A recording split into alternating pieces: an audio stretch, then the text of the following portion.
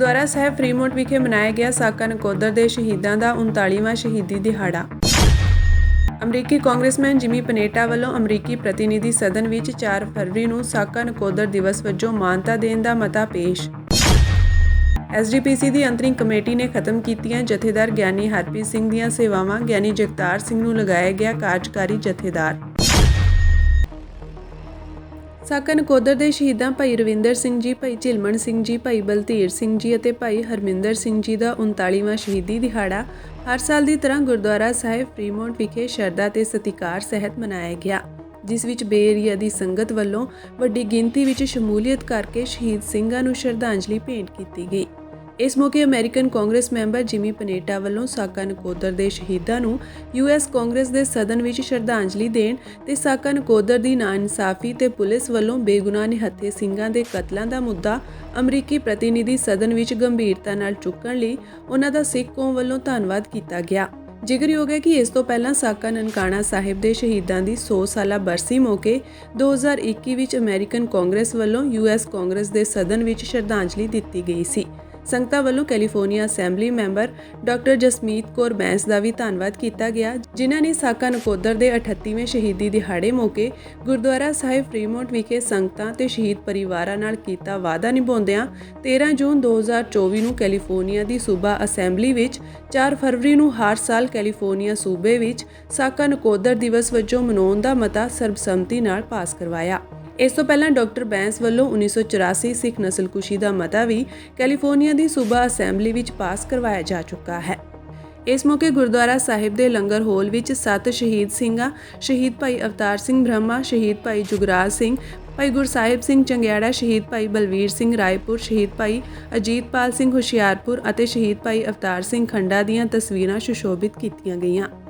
ਅੱਜ ਕੈਨੇਡਾ ਦੇ ਅਲਬਰਟਾ ਸੂਬੇ ਦੇ ਗੁਰਦੁਆਰਾ ਸਾਹਿਬ ਦਸ਼ਮੇਸ਼ ਕਲਚਰ ਸੈਂਟਰ ਕੈਲਗਰੀ ਵਿਖੇ ਵੀ ਸਾਕਾ ਨਕੋਦਰ ਦੇ ਸ਼ਹੀਦਾਂ ਦਾ 39ਵਾਂ ਸ਼ਹੀਦੀ ਦਿਹਾੜਾ ਮਨਾਇਆ ਗਿਆ।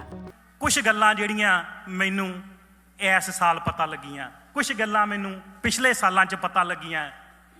ਜਸਟਿਸ ਗੁਰਨਾਮ ਸਿੰਘ ਦੀ ਰਿਪੋਰਟ ਜਿੱਤੇ ਮੈਂ ਬਾਅਦ 'ਚ ਆਊਂਗਾ, ਉਹਦੇ ਵਿੱਚ ਇੱਕ ਗੱਲ ਲਿਖੀ ਹੈ ਕਿ ਪੁਲਿਸ ਨੇ ਇਹਨਾਂ ਸਿੰਘਾਂ ਨੂੰ ਮਿੱਥ ਕੇ ਕਤਲ ਕੀਤਾ, ਇਹਨਾਂ ਦੇ ਸੀਨੇ ਵਿੰਨੇ ਨੇ ਤੇ ਸਿਰਫ ਇਹਨਾਂ ਨੂੰ ਖਤਮ ਕਰਨ ਲਈ ਇਹ ਸਾਕਾ ਵਾਪਰਿਆ।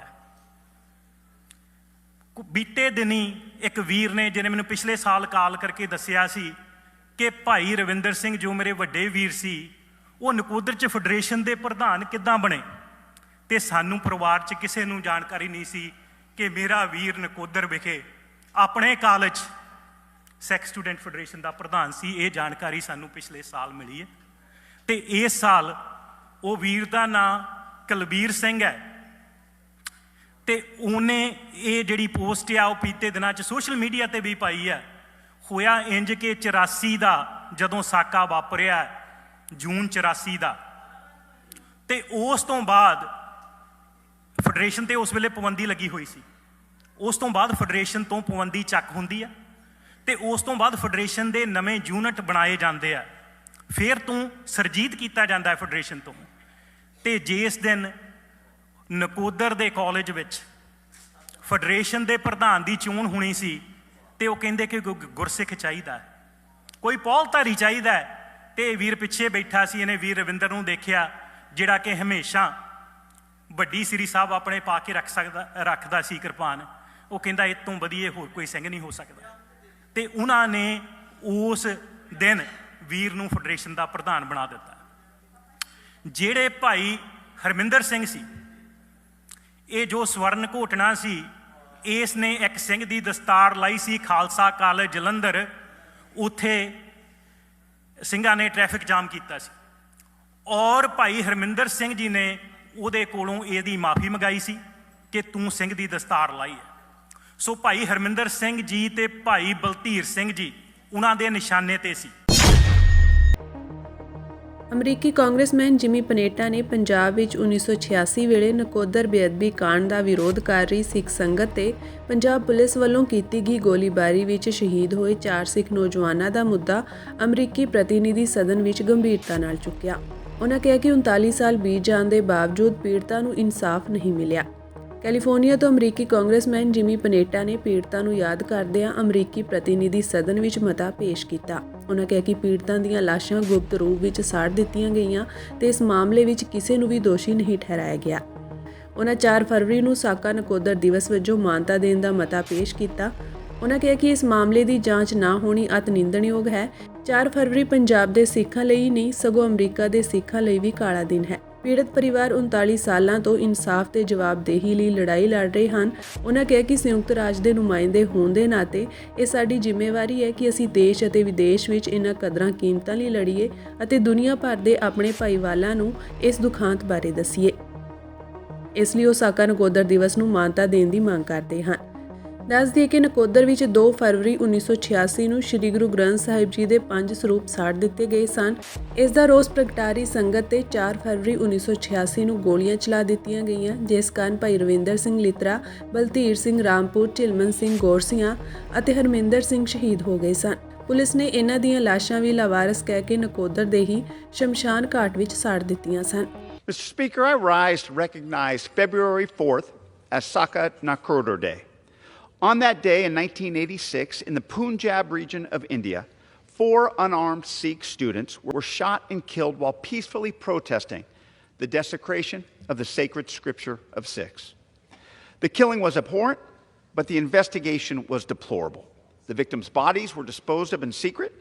No perpetrator was ever brought to justice. And reports, commissions, and other inquiries on the massacre receive absolutely no action. February 4th remains a dark day for the Sikhs in Punjab, but also for Sikhs here in America. For 39 years, they have fought for truth, justice, and accountability. As United States representatives, it is our responsibility to fight for our values at home and abroad, and call out these tragedies for our partners around the globe. That is why I recognize Sakar Nakoder Day, and that justice is still waiting to be served for Ravinder Singh, Balder Singh, Jilman Singh, and Harminder Singh. Shiromani Gurdwara Parbandhak committee ਦੀ ਅੰਤਰਿਮ committee ਨੇ ਵੱਡਾ ਫੈਸਲਾ ਲਿਆ ਹੈ। Committee ਨੇ ਜਥੇਦਾਰ ਗਿਆਨੀ ਹਰਪ੍ਰੀਤ ਸਿੰਘ ਦੀਆਂ ਸੇਵਾਵਾਂ ਖਤਮ ਕਰ ਦਿੱਤੀਆਂ ਹਨ। ਕਮੇਟੀ ਦੇ ਫੈਸਲੇ ਅਨੁਸਾਰ ਗਿਆਨੀ ਜਗਤਾਰ ਸਿੰਘ ਨੂੰ ਕਾਰਜਕਾਰੀ ਜਥੇਦਾਰ ਲਗਾਇਆ ਗਿਆ ਹੈ। ਦੱਸਣਯੋਗ ਹੈ ਕਿ 3 ਮੈਂਬਰੀ ਕਮੇਟੀ ਦਾ ਗਠਨ ਕੀਤਾ ਗਿਆ ਸੀ, ਜਿਸ ਵਿਰੁੱਧ ਜਥੇਦਾਰ ਅਕਾਲ ਤਖਤ ਸਾਹਿਬ ਨੇ ਵੀ ਸਪਸ਼ਟ ਕੀਤਾ ਸੀ ਕਿ ਇਹ ਮਾਮਲਾ ਸ਼੍ਰੋਮਣੀ ਕਮੇਟੀ ਦੇ ਅਧਿਕਾਰ ਖੇਤਰ ਵਿੱਚ ਨਹੀਂ ਆਉਂਦਾ। ਇਹ ਅਕਾਲ ਤਖਤ ਸਾਹਿਬ ਦੇ ਅਧਿਕਾਰ ਹੇਠ ਹੁੰਦਾ ਹੈ ਤੇ ਸ੍ਰੀ ਦਰਬਾਰ ਸਾਹਿਬ ਦੇ ਹੈੱਡ ਗ੍ਰੰਥੀ ਜਥੇਦਾਰ ਸਾਹਿਬ ਵਿਰੁੱਧ ਜਾਂਚ ਪੜਤਾਲ ਕਰ ਸਕਦੇ ਹਨ। ਅਕਾਲ ਤਖਤ ਸਾਹਿਬ ਦੇ ਜਥੇਦਾਰ ਗਿਆਨੀ ਰਘਬੀਰ ਸਿੰਘ ਇਸ ਵੇਲੇ ਵਿਦੇਸ਼ਾਂ ਵਿੱਚ ਹਨ ਤੇ ਇਹ ਮੀਟਿੰਗ ਉਹਨਾਂ ਦੀ ਗੈਰ ਹਾਜ਼ਰੀ ਵਿੱਚ ਹੋਈ ਹੈ। ਸਿੱਖ ਪੰਥ ਦੇ ਮਾਹਰਾਂ ਅਨੁਸਾਰ ਜੇਕਰ ਸ਼੍ਰੋਮਣੀ ਕਮੇਟੀ ਦੀ 3 ਮੈਂਬਰੀ ਪੜਤਾਲੀਆ ਕਮੇਟੀ ਗਿਆਨੀ ਹਰਪ੍ਰੀਤ ਸਿੰਘ ਦੀਆਂ ਸੇਵਾਵਾਂ ਖਤਮ ਕਰ ਦਿੰਦੀ ਹੈ ਤਾਂ ਜਥੇਦਾਰ ਸਾਹਿਬ ਗਿਆਨੀ ਰਘਬੀਰ ਸਿੰਘ ਦੇ ਆਦੇਸ਼ ਦੀ ਉਲੰਘਣਾ ਹੋਵੇਗੀ, ਜਿਸ ਵਿੱਚ ਉਹਨਾਂ ਕਿਹਾ ਸੀ ਕਿ ਗਿਆਨੀ ਹਰਪ੍ਰੀਤ ਸਿੰਘ ਨੇ ਤਖਤ ਸਾਹਿਬ ਤੇ 5 ਪਿਆਰਿਆਂ ਦੀ ਮੌਜੂਦਗੀ ਵਿੱਚ ਆਪਣਾ ਪੱਖ ਰੱਖ ਦਿੱਤਾ ਹੈ ਤੇ ਹੁਣ ਹੋਰ ਕਿਸੇ ਜਾਂਚ ਦੀ ਲੋੜ ਨਹੀਂ। ਦਿੱਲੀ ਵਿਧਾਨ ਸਭਾ ਚੋਣਾਂ ਵਿੱਚ ਬੀਜੇਪੀ ਦੀ ਜਿੱਤ ਤੇ ਸ਼੍ਰੋਮਣੀ ਅਕਾਲੀ ਦਲ ਅੰਮ੍ਰਿਤਸਰ ਪ੍ਰਧਾਨ ਸਰਦਾਰ ਸਿਮਰਨਜੀਤ ਸਿੰਘ ਮਾਨ ਦਾ ਬਿਆਨ ਆਇਆ ਹੈ। ਉਨ੍ਹਾਂ ਕਿਹਾ ਕਿ BJP Aam Aadmi party ਕੱਟੜਵਾਦੀ RSS ਦੀਆਂ ਹੀ ਸ਼ਿਖਾਵਾਂ ਹਨ। ਦੋਵਾਂ ਵਿੱਚੋਂ ਕੋਈ ਵੀ ਜਿੱਤੇ ਕੱਟੜਵਾਦੀ ਸੋਚ ਨੂੰ ਹੀ ਮਜ਼ਬੂਤ ਕਰਨਗੀਆਂ। ਉਨ੍ਹਾਂ ਕਿਹਾ ਕਿ ਬੇਸ਼ੱਕ ਦਿੱਲੀ ਵਿਧਾਨ ਸਭਾ ਚੋਣਾਂ ਵਿੱਚ ਬੀਜੇਪੀ ਬਹੁਮਤ ਪ੍ਰਾਪਤ ਕਰ ਗਈ ਹੈ, ਪਰ ਜੇਕਰ ਆਮ ਆਦਮੀ ਪਾਰਟੀ ਵੀ ਜਿੱਤ ਜਾਂਦੀ ਤਾਂ ਇਹਨਾਂ ਦੋਵਾਂ ਆਰਐਸਐਸ ਦੀਆਂ ਸ਼ਿਖਾਵਾਂ ਦੇ ਤੌਰ ਤੇ ਕੰਮ ਕਰ ਰਹੀਆਂ ਜਮਾਤਾਂ ਦੀ ਪਾਲਿਸੀ ਵਿੱਚ ਕੋਈ ਫਰਕ ਨਹੀਂ ਪੈਣਾ ਸੀ। ਇਹ ਵੀ ਸਪਸ਼ਟ ਹੈ ਕਿ ਦਿੱਲੀ ਵਿੱਚ ਦੋਵਾਂ ਪਾਰਟੀਆਂ ਵਿੱਚ ਖਿੱਚਮ-ਖਿੱਚ ਲੜਾਈ ਚੱਲਦੀ ਰਹੀ। ਹੁਣ ਬੀਜੇਪੀ ਦੇ ਜਿੱਤਣ ਨਾਲ ਆਰਐਸਐਸ ਸਿੱਧੇ ਤੌਰ ਤੇ ਕੱਟੜਵਾਦੀ ਸੋਚ ਨੂੰ ਮਜ਼ਬੂਤ ਕਰੇਗੀ। ਜੇਕਰ ਆਮ ਆਦਮੀ ਪਾਰਟੀ ਜਿੱਤਦੀ ਤਾਂ ਆਰਐਸਐਸ ਦੀ ਬੀ ਟੀਮ ਦੇ ਰੂਪ ਵਿੱਚ ਕੰਮ ਕਰਨ ਵਾਲੀ ਇਸ ਆਮ ਆਦਮੀ ਪਾਰਟੀ ਨੇ ਵੀ ਉਸੇ ਸੋਚ ਨੂੰ ਮਜ਼ਬੂਤ ਕਰਨਾ ਸੀ। ਹੁਣ ਜਦੋਂ ਉੱਥੇ ਬੀਜੇਪੀ ਦੀ ਜਮਾਤ ਨੇ ਜਿੱਤ ਪ੍ਰਾਪਤ ਕਰ ਲਈ ਹੈ ਤਾਂ ਉਸ ਦੀ ਸਰਕਾਰ ਬਣਨੀ ਤੈਅ ਹੈ। ਤਾਂ ਹੁਣ ਸਵਾਲ ਇਹ ਪੈਦਾ ਹੁੰਦਾ ਹੈ ਕਿ ਉਹ ਦਿੱਲੀ ਵਿੱਚ ਕੱਟੜਵਾਦੀ ਸੋਚ ਵਾਲੇ ਵਿਧਾਇਕ ਨੂੰ ਮੁੱਖ ਮੰਤਰੀ ਬਣਾਏਗੀ ਜਾਂ ਫਿਰ ਨਿਰਪੱਖਤਾ ਦੀ ਸੋਚ ਤੇ ਅਮਲ ਕਰਨ ਵਾਲੀ ਕਿਸੇ ਸ਼ਖਸੀਅਤ ਨੂੰ। ਉਨ੍ਹਾਂ ਕਿਹਾ ਕਿ ਇਹ ਵੀ ਜਾਣਕਾਰੀ ਮਿਲੀ ਹੈ ਕਿ ਬੀਜੇਪੀ ਆਪਣੀ ਕੱਟੜਵਾਦੀ ਸੋਚ ਦੇ ਲੱਗੇ ਜਾਬਰ ਧੱਬੇ ਨੂੰ ਕੁਝ ਘੱਟ ਕਰਨ ਲਈ ਕਿਸੇ ਸਿੱਖ ਵਿਧਾਇਕ ਨੂੰ ਵੀ ਚੀਫ ਮਿਨਿਸਟਰ ਬਣਾਉਣ ਤੇ ਵਿਚਾਰ ਕਰ ਰਹੀ ਹੈ। ਜੇਕਰ ਬੀਜੇਪੀ ਆਪਣੇ ਗੁਲਾਮ ਬਣੇ ਕਿਸੇ ਸਿੱਖ ਵਿਧਾਇਕ ਨੂੰ ਮੁੱਖ ਮੰਤਰੀ ਦੇ ਅਹੁਦੇ ਤੇ ਵਿਰਾਜਮਾਨ ਕਰਦੀ ਹੈ ਤਾਂ ਉਸ ਨਾਲ ਦਿੱਲੀ ਅਤੇ ਸਮੁੱਚੇ ਮੁਲਕ ਵਿੱਚ ਬੀਜੇਪੀ ਦੀ ਕੱਟੜਵਾਦੀ ਸੋਚ ਦੇ ਹੋ ਰਹੇ ਪ੍ਰਚਾਰ ਨੂੰ ਘੱਟ ਕਰਨ ਵਿੱਚ ਕਿਸੇ ਤਰ੍ਹਾਂ ਦਾ ਸਹਿਯੋਗ ਨਹੀਂ ਮਿਲੇਗਾ। ਜੇਕਰ ਉਹ ਕਿਸੇ ਸਿੱਖ ਵਿਧਾਇਕ ਨੂੰ ਮੁੱਖ ਮੰਤਰੀ ਬਣਾਉਣਾ ਚਾਹੁੰਦੀ ਹੈ ਤਾਂ ਅਜਿਹਾ ਸਿੱਖ ਚਿਹਰਾ ਹੋਵੇ ਜੋ ਬੀਜੇਪੀ ਦੀ ਕੱਟੜਵਾਦੀ ਸੋਚ ਦਾ ਗੁਲਾਮ ਨਾ ਹੋ ਕੇ ਨਿਰਪੱਖਤਾ ਤੇ ਸਰਬ ਸਾਂਝੀ ਸੋਚ ਅਧੀਨ ਅਮਲ ਕਰਨ ਵਾਲਾ ਹੋਵੇ। ਫਿਰ ਤਾਂ ਬੀਜੇਪੀ ਦੇ ਚਿਹਰੇ ਉੱਤੇ ਲੱਗੇ ਕੱਟੜਵਾਦੀ ਸੋਚ ਨੂੰ ਕੁਝ ਹੱਦ ਤੱਕ ਬਦਲਿਆ ਜਾ ਸਕਦਾ ਹੈ, ਨਹੀਂ ਤਾਂ ਪੁਰਾਣੀ ਸ਼ਰਾਬ ਨੂੰ ਨਵੀਂ ਬੋਤਲ ਵਿੱਚ ਪਾਉਣ ਵਾਲੀ ਗੱਲ ਹੀ ਸਾਬਿਤ ਹੋਵੇਗੀ। ਸਰਦਾਰ ਸਿਮਰਨਜੀਤ ਸਿੰਘ ਮਾਨ ਨੇ ਕਿਹਾ ਕਿ ਬੀਜੇਪੀ ਦੀ ਜਮਾਤ ਨੇ ਜੋ ਸਰਬੱਤ ਦਾ ਭਲਾ ਚਾਹੁਣ ਵਾਲੀ ਸਿੱਖ ਕੌਮ ਜੋ ਜਮਹੂਰੀਅਤ ਤੇ ਅਮਨਮਈ ਢੰਗ ਨਾਲ ਆਪਣੀ ਆਜ਼ਾਦੀ ਦਾ ਸੰਘਰਸ਼ ਲੜਦੀ ਆ ਰਹੀ ਹੈ, ਉਸ ਨਾਲ ਸੰਬੰਧਿਤ ਆਜ਼ਾਦੀ ਚਾਹੁਣ ਵਾਲਿਆਂ ਨੂੰ ਦੂਸਰੇ ਦੇਸ਼ਾਂ ਵਿੱਚ ਜਾ ਕੇ ਆਪਣੀਆਂ ਏਜੰਸੀਆਂ ਤੇ ਫੋਰਸਾਂ ਰਾਹੀਂ ਗੈਰ ਕਾਨੂੰਨੀ ਢੰਗ ਨਾਲ ਉਹਨਾਂ ਨੂੰ ਮਰਵਾਉਣ ਤੇ ਮਨੁੱਖਤਾ ਵਿਰੋਧੀ ਅਮਲ ਕੀਤੇ ਜਾ ਰਹੇ ਹਨ। ਉਸ ਤੋਂ ਬੀਜੇਪੀ ਅਤੇ ਆਰਐਸਐਸ ਦੀ ਘੱਟ ਗਿਣਤੀ ਸਿੱਖ ਕੌਮ ਪ੍ਰਤੀ ਅਤੇ ਹੋਰ ਘੱਟ ਗਿਣਤੀ ਕੌਮਾਂ ਪ੍ਰਤੀ ਸੋਚ ਤੇ ਅਮਲ ਪ੍ਰਤੱਖ ਜ਼ਾਹਰ ਹੋ ਰਹੇ ਹਨ।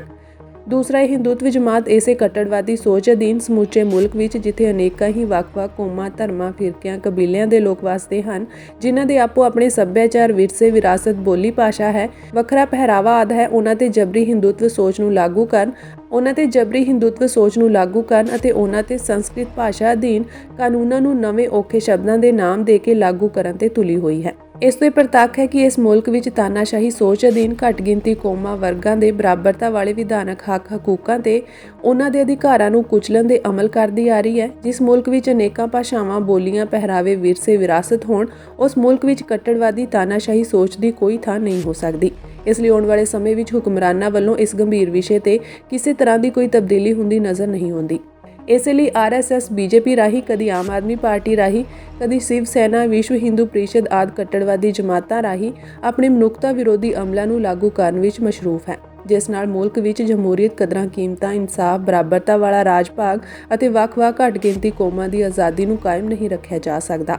ਹੁਣ ਜਦੋਂ ਆਮ ਆਦਮੀ ਪਾਰਟੀ ਦਿੱਲੀ ਵਿੱਚ ਖਤਮ ਹੋ ਚੁੱਕੀ ਹੈ ਤਾਂ ਹੁਣ ਉਹਨਾਂ ਨੂੰ ਆਪਣੀ ਸਿਆਸਤ ਦਾ ਧੁਰਾ ਪੰਜਾਬ ਵਰਗੇ ਸਰਹੱਦੀ ਅਤੇ ਅਣਖੀ ਸੂਬੇ ਵਿੱਚ ਕਤਈ ਕਾਇਮ ਨਹੀਂ ਕਰਨਾ ਚਾਹੀਦਾ ਅਤੇ ਨਾ ਹੀ ਆਪਣੀਆਂ ਤਾਨਾਸ਼ਾਹੀ ਨੀਤੀਆਂ ਨੂੰ ਪੰਜਾਬ ਦੇ ਮੁੱਖ ਮੰਤਰੀ ਤੇ ਕੈਬਨਿਟ ਤੇ ਥੋਪ ਕੇ ਦਿੱਲੀ ਬੈਠ ਕੇ ਹਕੂਮਤਾਂ ਚਲਾਉਣੀਆਂ ਚਾਹੀਦੀਆਂ ਹਨ, ਬਲਕਿ ਪੰਜਾਬ ਦੇ ਮੁੱਖ ਮੰਤਰੀ ਅਤੇ ਕੈਬਨਿਟ ਨੂੰ ਆਪਣੇ ਪੰਜਾਬੀ ਮਸਲਿਆਂ ਨੂੰ, ਪੰਜਾਬ ਦੀ ਆਬੋ ਹਵਾ, ਵਿਰਸੇ, ਵਿਰਾਸਤ ਨੂੰ ਮੁੱਖ ਰੱਖ ਕੇ ਪੰਜਾਬ ਦੇ ਹੁਕਮਰਾਨਾਂ ਨੂੰ ਆਪਣੇ ਸੂਬੇ ਦੇ ਮੁਫਾਦਾਂ ਨੂੰ ਮੁੱਖ ਰੱਖ ਕੇ ਆਜ਼ਾਦੀ ਨਾਲ ਕੰਮ ਕਰਨ ਦਾ ਹੱਕ ਦੇਣਾ ਚਾਹੀਦਾ ਹੈ। ਤਦ ਹੀ ਪੰਜਾਬ ਦੇ ਹਾਲਾਤਾਂ ਵਿੱਚ ਕੁਝ ਸੁਧਾਰ ਹੋ ਸਕੇਗਾ। ਆਮ ਆਦਮੀ ਪਾਰਟੀ ਦੇ ਸੁਪਰੀਮੋ ਨੇ ਆਪਣੀ ਜੀ ਹਜ਼ੂਰੀ ਕਰਨ ਵਾਲੇ ਰਾਘਵ ਚੱਡਾ ਵਰਗੇ ਸਿਆਸਤਦਾਨਾਂ ਨੂੰ ਪੰਜਾਬ ਦੀ ਫਿਜ਼ਾ ਨੂੰ ਗੰਦਲਾ ਕਰਨ ਦੀ ਇਜਾਜ਼ਤ ਨਹੀਂ ਦੇਣੀ ਚਾਹੀਦੀ। ਜੇਕਰ ਕੇਜਰੀਵਾਲ ਨੇ ਆਪਣੀ ਆਰਐਸਐਸ ਦੀਆਂ ਹਦਾਇਤਾਂ ਅਨੁਸਾਰ ਹੁਣ ਪੰਜਾਬ ਨੂੰ ਸਿਆਸਤ ਦਾ ਸੈਂਟਰ ਬਣਾਉਣ ਦੀ ਕੋਸ਼ਿਸ਼ ਕੀਤੀ ਤਾਂ ਪੰਜਾਬ ਦੇ ਹਾਲਾਤਾਂ ਨੂੰ ਖਤਰੇ ਵਾਲੀ ਸਥਿਤੀ ਵੱਲ ਧਕੇਲਣ ਲਈ ਆਰਐਸਐਸ, ਆਮ ਆਦਮੀ ਪਾਰਟੀ ਅਤੇ ਕੱਟੜਵਾਦੀ ਸੋਚ ਵਾਲੇ ਸਿਆਸਤਦਾਨ ਸਿੱਧੇ ਤੌਰ ਤੇ ਜ਼ਿੰਮੇਵਾਰ ਹੋਣਗੇ।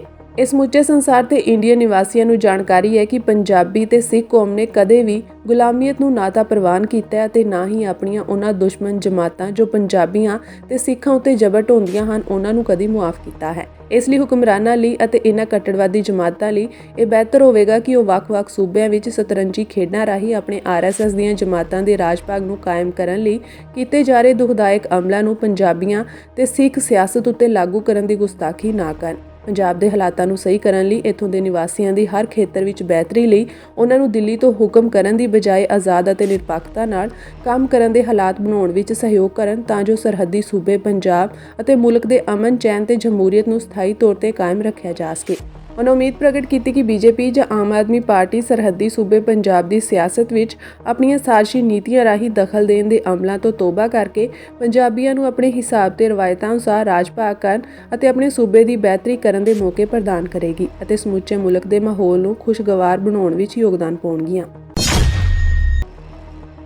ਦਿੱਲੀ ਹਾਈ ਕੋਰਟ ਨੇ ਜੇਲ੍ਹ ਵਿੱਚ ਬੰਦ ਜੰਮੂ ਕਸ਼ਮੀਰ ਦੇ ਸੰਸਦ ਮੈਂਬਰ ਅਬਦੁਲ ਰਾਸ਼ਿਦ ਸ਼ੇਖ ਉਰਫ ਰਾਸ਼ਿਦ ਇੰਜੀਨੀਅਰ ਨੂੰ ਸੰਸਦ ਦੇ ਚੱਲ ਰਹੇ ਇਜਲਾਸ ਵਿੱਚ ਸ਼ਾਮਿਲ ਹੋਣ ਲਈ 2 ਦਿਨਾਂ ਦੀ ਹਿਰਾਸਤੀ ਪੈਰੋਲ ਦੀ ਇਜਾਜ਼ਤ ਦੇ ਦਿੱਤੀ ਹੈ। ਹਾਈ ਕੋਰਟ ਦੇ ਜਸਟਿਸ ਵਿਕਾਸ ਮਹਾਜਨ ਨੇ ਇਹ ਫੈਸਲਾ ਸੁਣਾਉਂਦਿਆਂ ਕਿਹਾ ਕਿ ਰਾਸ਼ਿਦ 11 ਅਤੇ 13 ਫਰਵਰੀ ਨੂੰ ਸੰਸਦ ਦੇ ਬਜਟ ਸੈਸ਼ਨ ਵਿੱਚ ਸ਼ਾਮਿਲ ਹੋ ਸਕਦੇ ਹਨ। ਇਸ ਫੈਸਲੇ ਤਹਿਤ ਰਾਸ਼ਿਦ ਉੱਤੇ ਜ਼ਮਾਨਤ ਦੀਆਂ ਸ਼ਰਤਾਂ ਦੇ ਤੌਰ ਤੇ ਕੁਝ ਪਾਬੰਦੀਆਂ ਅਤੇ ਬੰਦਿਸ਼ਾਂ ਆਇਦ ਕੀਤੀਆਂ ਗਈਆਂ ਸਨ, ਜਿਨ੍ਹਾਂ ਵਿੱਚ ਸੈੱਲਫੋਨ ਦੀ ਵਰਤੋਂ ਨਾ ਕਰਨਾ ਜਾਂ ਮੀਡੀਆ ਨੂੰ ਸੰਬੋਧਨ ਨਾ ਕਰਨਾ ਆਦਿ ਸ਼ਾਮਿਲ ਹੈ। ਅਦਾਲਤ ਨੇ ਕਿਹਾ ਕਿ ਰਾਸ਼ਿਦ ਨੂੰ ਲੋਕ ਸਭਾ ਸੈਸ਼ਨ ਵਿੱਚ ਸ਼ਾਮਿਲ ਹੋਣ ਲਈ ਸੰਸਦ ਭਵਨ ਅਤੇ ਬਾਅਦ ਵਿੱਚ ਵਾਪਸ ਜੇਲ੍ਹ ਲਿਜਾਇਆ ਜਾਵੇਗਾ। ਸੰਸਦ ਦੇ ਅੰਦਰ ਸੁਰੱਖਿਆ ਦਾ ਫੈਸਲਾ ਲੋਕ ਸਭਾ ਦੇ ਸਕੱਤਰ ਜਨਰਲ ਨਾਲ ਸਲਾਹ ਮਸ਼ਵਰਾ ਕਰਕੇ ਕੀਤਾ ਜਾਵੇਗਾ। ਦੱਸਣਯੋਗ ਹੈ ਕਿ ਰਾਸ਼ਿਦ ਜੰਮੂ ਕਸ਼ਮੀਰ ਦੇ ਬਾਰਾਮੂਲਾ ਸੰਸਦੀ ਹਲਕੇ ਤੋਂ ਲੋਕ ਸਭਾ ਮੈਂਬਰ ਹਨ, ਜਿਨ੍ਹਾਂ ਤੇ ਕਸ਼ਮੀਰ ਦੀ ਆਜ਼ਾਦੀ ਲਈ ਲੜ ਰਹੇ ਹਥਿਆਰਬੰਦ ਸੰਗਠਨਾਂ ਨਾਲ ਸਬੰਧ ਦੇ ਦੋਸ਼ ਹਨ।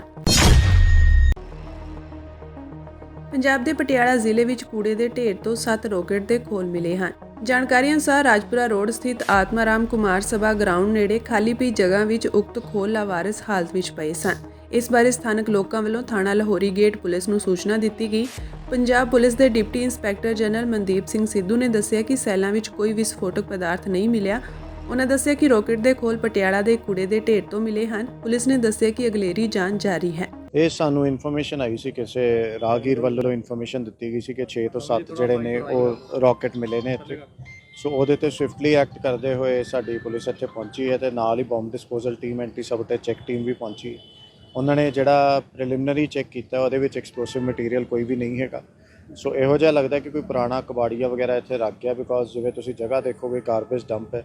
ਸੋ ਇੱਥੇ ਕੋਈ ਸੁੱਟ ਗਿਆ ਪੁਰਾਣਾ, ਕਿਸੇ ਕੋਲ ਪਿਆ ਹੋਇਆ ਸੀ, ਇਵੇਂ ਜਾਪਦਾ। ਸੋ ਇਹਦੇ 'ਚ ਇਨਵੈਸਟੀਗੇਟ ਕਰਾਂਗੇ ਡੀਪਲੀ, ਸਾਰੇ ਐਂਗਲਸ ਤੋਂ ਹੀ ਆਪਾਂ ਕਰਾਂਗੇ। ਨਾਟ ਰੂਲਿੰਗ ਆਊਟ ਐਨੀਥਿੰਗ, ਬਟ ਜਿਹੜੀ ਹਜੇ ਤੱਕ ਇਨਵੈਸਟੀਗੇਸ਼ਨ ਹੈ ਇੱਦਾਂ ਲੱਗਦਾ ਕਿ ਕੋਈ ਕਬਾੜੀਆ ਸੁੱਟ ਕੇ ਗਿਆ। ਆਰਮੀ ਅਥਾਰਟੀਜ਼ ਨੂੰ ਵੀ ਅਸੀਂ ਨਾਲ ਇਨਵੋਲਵ ਕਰ ਰਹੇ ਹਾਂ, ਉਹਨਾਂ ਦੇ ਵੀ ਐਕਸਪਰਟਸ ਆ ਰਹੇ, ਉਹ ਵੀ ਚੈੱਕ ਕਰਨਗੇ ਕਿੰਨੇ ਕੁ ਪੁਰਾਣਾ ਹੈਗਾ ਹੈ ਤੇ ਕਿਵੇਂ ਇੱਥੇ ਤੱਕ ਪਹੁੰਚਿਆ। ਕਿੰਨੇ ਮਿਲੇ ਸੀ ਟੋਟਲ 7 ਮਿਲੇ।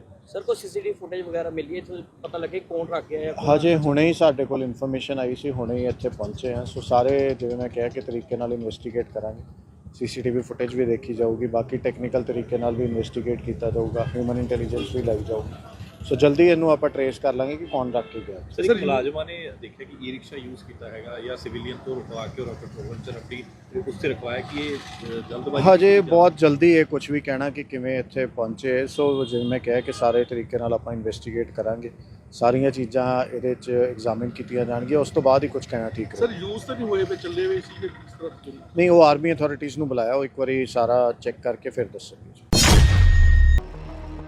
ਪਿਲੀਭੀਤ ਵਿਖੇ 3 ਪੰਜਾਬੀ ਨੌਜਵਾਨਾਂ ਦਾ ਸ਼ੱਕੀ ਐਨਕਾਊਂਟਰ ਕਰਨ ਤੋਂ ਬਾਅਦ ਅੱਜ ਫਿਰ ਪੁਲਿਸ ਵੱਲੋਂ ਦਾਅਵਾ ਕੀਤਾ ਗਿਆ ਹੈ ਕਿ ਪੰਜਾਬ ਪੁਲਿਸ ਨੇ ਅੱਜ ਅੰਮ੍ਰਿਤਸਰ ਵਿੱਚ ਇੱਕ ਮੁਕਾਬਲੇ ਤੋਂ ਬਾਅਦ ਇੱਕ ਅੱਤਵਾਦੀ ਮੋਡਿਊਲ ਦਾ ਪਰਦਾਫਾਸ਼ ਕੀਤਾ ਹੈ। ਪੁਲਿਸ ਨੇ 3 ਸਿੱਖ ਨੌਜਵਾਨਾਂ ਨੂੰ ਗ੍ਰਿਫਤਾਰ ਕੀਤਾ ਹੈ। ਪੁਲਿਸ ਦਾਅਵੇ ਅਨੁਸਾਰ ਇਸ ਗ੍ਰਿਫਤਾਰੀ ਦੌਰਾਨ ਨੌਜਵਾਨਾਂ ਅਤੇ ਪੁਲਿਸ ਦਰਮਿਆਨ ਝੜਪ ਹੋਈ, ਜਿਸ ਵਿੱਚ 2 ਪੁਲਿਸ ਕਰਮਚਾਰੀ ਵੀ ਜ਼ਖਮੀ ਹੋਏ ਹਨ ਅਤੇ ਉਹਨਾਂ ਨੂੰ ਹਸਪਤਾਲ ਵਿੱਚ ਭਰਤੀ ਕਰਵਾਇਆ ਗਿਆ ਹੈ। ਪੁਲਿਸ ਨੇ ਦਾਅਵਾ ਕੀਤਾ ਕਿ ਗ੍ਰਿਫਤਾਰ ਕੀਤੇ ਗਏ ਨੌਜਵਾਨ ਹਿੰਸਕ ਗਤੀਵਿਧੀਆਂ ਨੂੰ ਅੰਜਾਮ ਦੇਣ ਦੀ ਯੋਜਨਾ ਬਣਾ ਰਹੇ ਸਨ, ਪਰ ਉਸ ਤੋਂ ਪਹਿਲਾਂ ਹੀ ਉਹਨਾਂ ਨੂੰ ਹਿਰਾਸਤ ਵਿੱਚ ਲੈ ਲਿਆ ਗਿਆ। ਪੁਲਿਸ ਨੇ ਉਹਨਾਂ ਤੋਂ ਹਥਿਆਰਾਂ ਅਤੇ ਗੋਲਾ ਬਾਰੂਦ ਦੀ ਵੱਡੀ ਖੇਪ ਬਰਾਮਦ ਕਰਨ ਦਾ ਵੀ ਦਾਅਵਾ ਕੀਤਾ ਹੈ। 3 ਨੌਜਵਾਨਾਂ ਦੀ ਪਛਾਣ ਲਵਪ੍ਰੀਤ, ਕਰਨਦੀਪ ਅਤੇ ਬੂਟਾ ਸਿੰਘ ਵਜੋਂ ਹੋਈ ਹੈ, ਜੋ ਸਾਰੇ ਅੰਮ੍ਰਿਤਸਰ ਦਿਹਾਤੀ ਦੇ ਰਹਿਣ ਵਾਲੇ ਹਨ। ਇੱਕ ਅਧਿਕਾਰੀ ਨੇ ਦਾਅਵਾ ਕੀਤਾ ਕਿ ਬਰਾਮਦ ਕੀਤੇ ਗਏ ਹਥਿਆਰਾਂ ਵਿੱਚ ਇੱਕ AK-47, ਕੁਝ ਕਾਰਤੂਸ, 0.3 ਬੋਰ ਦਾ ਇੱਕ ਪਿਸਤੌਲ ਅਤੇ ਕੁਝ ਕਾਰਤੂਸ ਸ਼ਾਮਿਲ ਹਨ। ਦਿੱਲੀ ਵਿੱਚ ਹਾਰ ਤੋਂ ਬਾਅਦ ਪੰਜਾਬ ਵਿੱਚ ਵਿਰੋਧੀ ਪਾਰਟੀਆਂ ਆਮ ਆਦਮੀ ਪਾਰਟੀ ਦੀ ਸਰਕਾਰ ਤੇ ਨਿਸ਼ਾਨਾ ਸਾਧ ਰਹੀਆਂ ਹਨ। ਕਾਂਗਰਸ ਦੇ ਵਿਰੋਧੀ ਧਿਰ ਦੇ ਨੇਤਾ ਪ੍ਰਤਾਪ ਸਿੰਘ ਬਾਜਵਾ ਨੇ ਕਿਹਾ ਕਿ ਆਮ ਆਦਮੀ ਪਾਰਟੀ ਸੁਪਰੀਮੋ ਅਰਵਿੰਦ ਕੇਜਰੀਵਾਲ ਨੇ ਪੰਜਾਬ ਦੇ ਵਿਧਾਇਕਾਂ ਤੇ ਮੰਤਰੀਆਂ ਨੂੰ ਦਿੱਲੀ ਤਲਬ ਕੀਤਾ ਹੈ। ਮੇਰਾ ਵਿਚਾਰ ਹੈ ਕਿ ਆਮ ਆਦਮੀ ਪਾਰਟੀ ਭਗਵੰਤ ਮਾਨ ਨੂੰ ਪੰਜਾਬ ਦੇ ਮੁੱਖ ਮੰਤਰੀ ਦੇ ਅਹੁਦੇ ਤੋਂ ਹਟਾਉਣ ਲਈ ਜ਼ਮੀਨ ਤਿਆਰ ਕਰ ਰਹੀ ਹੈ। ਬਾਜਵਾ ਨੇ ਕਿਹਾ ਕਿ ਦਿੱਲੀ ਵਿੱਚ ਸ਼ਰਮਨਾਕ ਹਾਰ ਤੋਂ ਬਾਅਦ ਆਮ ਆਦਮੀ ਪਾਰਟੀ ਪੰਜਾਬ ਵਿੱਚ ਬਚਾਅ ਮੋੜ ਵਿੱਚ ਨਜ਼ਰ ਆ ਰਹੀ ਹੈ। ਝਾੜੂ ਪਾਰਟੀ ਨੇ ਸਰਹੱਦੀ ਸੂਬੇ ਵਿੱਚ ਆਪਣੇ ਵਿਨਾਸ਼ਕਾਰੀ ਭਵਿੱਖ ਦਾ ਅਨੁਮਾਨ ਲਾ ਲਿਆ ਹੈ। ਉਨ੍ਹਾਂ ਅੱਗੇ ਕਿਹਾ ਕਿ ਇਸ ਤੋਂ ਇਲਾਵਾ ਭਗਵੰਤ ਮਾਨ ਦੀ ਅਯੋਗ ਅਗਵਾਈ ਹੇਠ ਪੰਜਾਬ ਦੀ ਆਮ ਆਦਮੀ ਪਾਰਟੀ ਦੀ ਸਰਕਾਰ ਔਰਤਾਂ ਨੂੰ 1000 ਰੁਪਏ ਪ੍ਰਤੀ ਮਹੀਨਾ, ਮਾਈਨਿੰਗ ਤੋਂ ਸਾਲਾਨਾ 20,000 ਕਰੋੜ ਰੁਪਏ ਇਕੱਠੇ ਕਰਨ, ਕਾਨੂੰਨ ਵਿਵਸਥਾ ਨੂੰ ਸੁਧਾਰਨ ਅਤੇ ਨਸ਼ਿਆਂ ਅਤੇ ਭ੍ਰਿਸ਼ਟਾਚਾਰ ਨੂੰ ਖਤਮ ਕਰਨ ਸਮੇਤ ਆਪਣੇ ਵਾਅਦਿਆਂ ਨੂੰ ਪੂਰਾ ਕਰਨ ਵਿੱਚ ਬੁਰੀ ਤਰ੍ਹਾਂ ਅਸਫਲ ਰਹੀ ਹੈ। ਇਸ ਲਈ ਭਗਵੰਤ ਮਾਨ ਦਾ ਮੁੱਖ ਮੰਤਰੀ ਦਾ ਅਹੁਦਾ ਪਹਿਲਾਂ ਹੀ ਦਾਅ ਤੇ ਲੱਗਿਆ ਹੋਇਆ ਸੀ। ਕਾਂਗਰਸ ਦੇ ਸੰਸਦ ਮੈਂਬਰ ਅਤੇ ਪੰਜਾਬ ਦੇ ਸਾਬਕਾ ਉਪ ਮੁੱਖ ਮੰਤਰੀ ਸੁਖਜਿੰਦਰ ਸਿੰਘ ਰੰਧਾਵਾ ਨੇ ਸੂਬੇ ਵਿੱਚ ਮੱਧਕਾਲੀ ਚੋਣਾਂ ਦੀ ਭਵਿੱਖਬਾਣੀ ਕਰਦੇ ਹੋਏ ਦਾਅਵਾ ਕੀਤਾ ਕਿ ਦਿੱਲੀ ਵਿੱਚ ਚੋਣ ਹਾਰ ਤੋਂ ਬਾਅਦ ਆਮ ਆਦਮੀ ਪਾਰਟੀ ਦੇ ਵਿਧਾਇਕ ਵੱਡੀ ਗਿਣਤੀ ਵਿੱਚ ਪਾਰਟੀ ਛੱਡ ਦੇਣਗੇ। ਆਮ ਆਦਮੀ ਪਾਰਟੀ ਦੇ ਰਾਸ਼ਟਰੀ ਕਨਵੀਨਰ ਅਰਵਿੰਦ ਕੇਜਰੀਵਾਲ ਮੰਗਲਵਾਰ ਨੂੰ ਦਿੱਲੀ ਵਿੱਚ ਪੰਜਾਬ ਦੇ ਮੁੱਖ ਮੰਤਰੀ ਭਗਵੰਤ ਮਾਨ, ਰਾਜ ਮੰਤਰੀਆਂ ਅਤੇ ਪਾਰਟੀ ਵਿਧਾਇਕਾਂ ਨਾਲ ਮੁਲਾਕਾਤ ਕਰਨ ਜਾ ਰਹੇ ਹਨ। ਇਹ ਮੁਲਾਕਾਤ ਦਿੱਲੀ ਵਿਧਾਨ ਸਭਾ ਚੋਣਾਂ ਵਿੱਚ ਆਮ ਆਦਮੀ ਪਾਰਟੀ ਦੀ ਹਾਰ ਅਤੇ ਪਾਰਟੀ ਦੀ ਪੰਜਾਬ ਇਕਾਈ ਵਿੱਚ ਅੰਦਰੂਨੀ ਅਸਹਿਮਤੀ ਬਾਰੇ ਵੱਧ ਰਹੀਆਂ ਅਟਕਲਾਂ ਦੇ ਮੱਦੇਨਜ਼ਰ ਹੋ ਰਹੀ ਹੈ। ਦਿੱਲੀ ਚੋਣਾਂ ਤੇ ਪੰਜਾਬ ਤੇ ਇਸ ਦੇ ਪ੍ਰਭਾਵ ਬਾਰੇ ਪੁੱਛੇ ਜਾਣ ਤੇ ਰੰਧਾਵਾ ਨੇ ਪੱਤਰਕਾਰਾਂ ਨੂੰ ਕਿਹਾ ਕਿ ਆਮ ਆਦਮੀ ਪਾਰਟੀ ਨੇ ਕਿਹਾ ਸੀ ਕਿ ਜੇਕਰ ਅਸੀਂ ਭ੍ਰਿਸ਼ਟ ਹਾਂ ਤਾਂ ਸਾਨੂੰ ਵੋਟ ਨਾ ਦਿਓ। ਹੁਣ ਦਿੱਲੀ ਵਾਲਿਆਂ ਨੇ ਆਪਣੀ ਮੁਹਰ ਲਗਾ ਦਿੱਤੀ ਹੈ ਅਤੇ ਕੇਜਰੀਵਾਲ ਬੁਰੀ ਤਰ੍ਹਾਂ ਹਾਰ ਗਏ ਹਨ। ਸੁਪਰੀਮੋ ਕਹਿੰਦਾ ਹੈ ਕਿ ਉਹਨਾਂ ਤੋਂ ਇਲਾਵਾ ਕੋਈ ਵੀ ਇਮਾਨਦਾਰ ਨਹੀਂ ਹੈ। ਉਹਨਾਂ ਦਾ ਡਿਪਟੀ CM ਵੀ ਹਾਰ ਗਿਆ, ਉਹਨਾਂ ਦਾ ਜੇਲ੍ਹ ਮੰਤਰੀ ਵੀ ਹਾਰ ਗਿਆ। ਆਪ ਦੀਆਂ ਮੀਟਿੰਗਾਂ ਦਿੱਲੀ ਵਿੱਚ ਹੋ ਰਹੀਆਂ ਹਨ। ਕੇਜਰੀਵਾਲ ਨੂੰ ਪੰਜਾਬ ਜਾਣਾ ਚਾਹੀਦਾ ਸੀ। ਉਹਨਾਂ ਦੇ ਕਈ ਵਿਧਾਇਕ ਵੱਖ-ਵੱਖ ਪਾਰਟੀਆਂ ਦੇ ਸੰਪਰਕ ਵਿੱਚ ਹਨ। ਰੰਧਾਵਾ ਨੇ ਕਿਹਾ ਕਿ ਮੈਂ ਕਾਂਗਰਸ ਹਾਈ ਕਮਾਂਡ ਨੂੰ ਵੀ ਅਪੀਲ ਕਰਨਾ ਚਾਹੁੰਦਾ ਹਾਂ ਕਿ ਅਸੀਂ ਉਹਨਾਂ ਦੇ ਵਿਧਾਇਕਾਂ ਤੇ ਮੰਤਰੀਆਂ ਨੂੰ ਲੈਣ ਤੋਂ ਗੁਰੇਜ਼ ਕਰੀਏ। ਆਮ ਆਦਮੀ ਪਾਰਟੀ ਦੇ ਵਿਧਾਇਕਾਂ ਦੇ ਭਾਜਪਾ ਦੇ ਸੰਪਰਕ ਵਿੱਚ ਹੋਣ ਦੇ ਦਾਅਵੇ ਵਾਲੀਆਂ ਰਿਪੋਰਟਾਂ ਬਾਰੇ ਪੁੱਛੇ ਜਾਣ ਤੇ ਰੰਧਾਵਾ ਨੇ ਕਿਹਾ ਕਿ ਮਾਨ ਲੰਮੇ ਸਮੇਂ ਤੋਂ ਦਿੱਲੀ ਦੇ ਸੰਪਰਕ ਵਿੱਚ ਹਨ। ਜੇਕਰ ਉਹ ਸੰਪਰਕ ਵਿੱਚ ਹਨ ਤਾਂ ਮੈਨੂੰ ਲੱਗਦਾ ਹੈ ਕਿ ਭਵਿੱਖ ਵਿੱਚ ਪੰਜਾਬ ਨੂੰ ਨੁਕਸਾਨ ਹੋਵੇਗਾ ਤੇ ਮੱਧਕਾਲੀ ਚੋਣਾਂ ਹੋਣਗੀਆਂ। ਜੇਕਰ ਕੁਝ ਆਗੂ ਭਾਜਪਾ ਵਿੱਚ ਜਾਂਦੇ ਹਨ ਤਾਂ ਉਪ ਚੋਣਾਂ ਹੋਣਗੀਆਂ।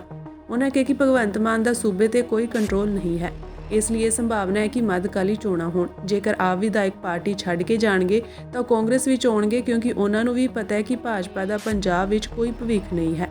ਮਾਨ ਸਰਕਾਰ ਤੇ ਵਰਦਿਆਂ ਰੰਧਾਵਾ ਨੇ ਕਿਹਾ ਕਿ ਪੰਜਾਬ ਨੂੰ ਅਜਿਹੀ ਸਰਕਾਰ ਦੀ ਲੋੜ ਹੈ ਜੋ ਲੋਕਾਂ ਲਈ ਕੰਮ ਕਰੇ। ਉਹਨਾਂ ਮੁੱਖ ਮੰਤਰੀ ਪੰਜਾਬ ਭਗਵੰਤ ਮਾਨ ਦੀ ਕਾਰਗੁਜ਼ਾਰੀ ਤੇ ਸਵਾਲ ਖੜੇ ਕਰਦਿਆਂ ਕਿਹਾ ਕਿ ਪੰਜਾਬ ਵਿੱਚ ਪੁਲਿਸ ਥਾਣਿਆਂ ਅਤੇ ਹੋਰ ਥਾਵਾਂ ਤੇ 12 ਹਮਲੇ ਹੋਏ ਹਨ, ਉਹਨਾਂ ਨੇ ਇਸ ਬਾਰੇ ਕੀ ਕੀਤਾ ਹੈ।